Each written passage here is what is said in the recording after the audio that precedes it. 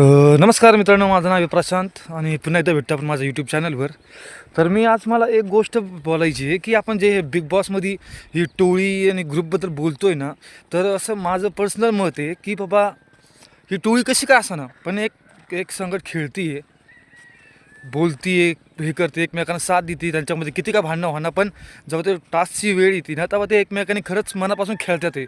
तर पण जे हीच कमी प्राजक्ता असू, राकेश असू किंवा दुसरी टीम असू कोणती, त्यांच्या ह्याच्यात मला असं कमजोर वीक वाटते.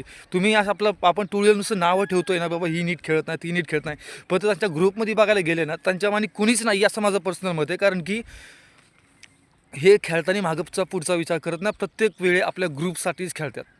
यांचा राग असू किंवा दुसरं काही असू, ते गोष्ट वेगळी राहिली. राकेशबद्दल राग असू, प्राजक्ताबद्दल राग असू किंवा दुसऱ्याबद्दल, तर एक संकट सगळ्यात येतात यांच्यामध्ये आवाज आहे. आणि जर दुसरी टीम जर बघायला गेलं त्यांच्यामध्ये फक्त आपला विकनेस मनास मिळतो. कारण की विकनेसपणा म्हणायला गेलं तर तू आता काल आपण बघितलं की प्राजक्ता राकेशला ओमकारला अडवते की बाबा तू हे नको करू, डिसिजन ते घे. अरे तुम्ही जर एक मताने ठाम नसताल ना तर फायदा नाही त्या ग्रुपला काय.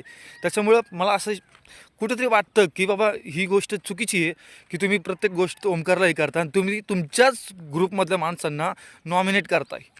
हे सगळ्यात मोठी चुकीची गोष्ट आहे. पण हीच गोष्ट जर आपण टोळीमध्ये बघितलं तर आत्तापर्यंत सध्या तरी त्यांनी त्यांच्या ग्रुपमधल्या कोणत्याच माणसाला नॉमिनेट केलेलं नाही आहे.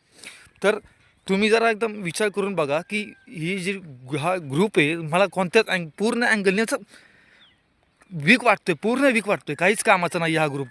पण आपण लोक महाराष्ट्र लोक जे त्याला बोलतोय की बाबा टोळी अशी आहे, पण त्या अँगलने बघायला गेलं तर आपण टोळी एक नंबर आहे आपल्यासाठी.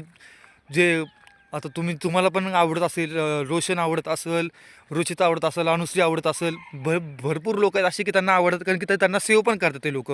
त्याच्यामुळं यांनी यांचा गेम दाखवतात आणि पुढं चालतात. तसं ग्रुपमध्ये तसं नाही. ग्रुपमध्ये कसं आहे की याला पण मागं घ्यायचं आणि मी स्वतः पण मागं जायचं. हळूहळू हे ग्रुपमधले लोकच डिवाईड होणार आहेत. काहीच फायदा होणार नाही या गोष्टीचा की बाबा ग्रुपमधले लोक म्हणतील की बाबा मी नाही आहे. हे आता माझा पर्सनलाइज अंदाज आहे की 100% की ह्या भाऊच्या धक्क्यामध्ये, ह्या विकेंडच्या वारमध्ये सचिन जायची 100% गॅरंटी आहे, असा माझा अंदाज आहे. कारण की त्याचा गेम काहीच दिसत नाही आहे, काहीच नाही आहे.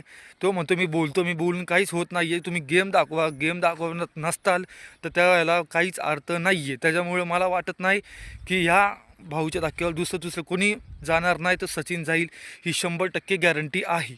बघूयात आपण या भाऊच्या धक्क्यावर. Thank you so much.